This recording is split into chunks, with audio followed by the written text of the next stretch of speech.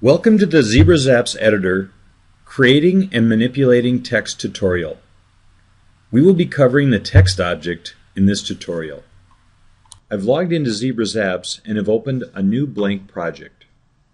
The workspace is currently in event flow view. Let's edit event 1. Do this by clicking the edit button. This will switch to stage view. Now select the text tool. Just like with the other objects, I'm going to drag out the width of my text object. And we can type in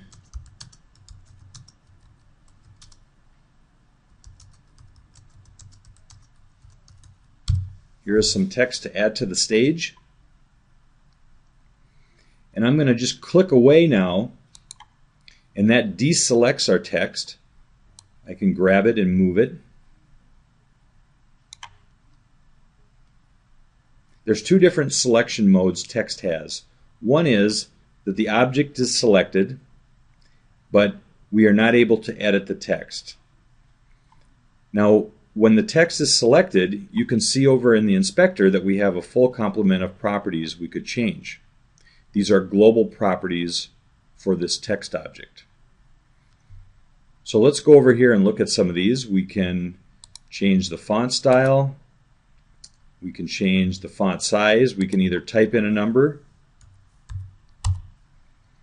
or go to its input value slider and change it that way. We can decide if we want it to be bold or not, so we would change its value to true.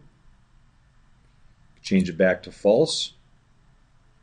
We could decide on italicize the font, underline the font, change its color. We've learned how to use the color picker in the last tutorial. We can also go down and change things like the alignment. So here we can do horizontal alignment. We can pick the middle chip and that will do a center alignment, or we could also do vertical alignment. If we desire, we can change the color of its background, color of its line, or we can set its fill color to be totally transparent, which means when it sits on other objects, it'll have a transparent background, and we can remove the line weight.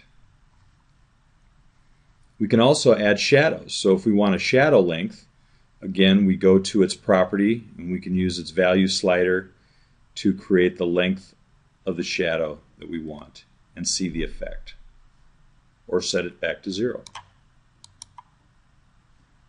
Now, how would we change just pieces of the text within this text object? So again, we're going to select the object, we're going to double click on it, and that will move us into text edit mode. So now you can see the insertion bar. If I want to, I can select a piece of text, and you're going to notice the inspector now has a limited amount of properties. So all it's doing is showing properties that we can change for this selected text. So here, if I wanted to change the color to black, maybe I want to change the font size to 50. I could bold it, and it's only going to change for that piece of text that I've selected. I could take the rest of it and underline it. So that's how we make changes to the properties of individual text pieces within a text object. This concludes the tutorial on creating and manipulating text.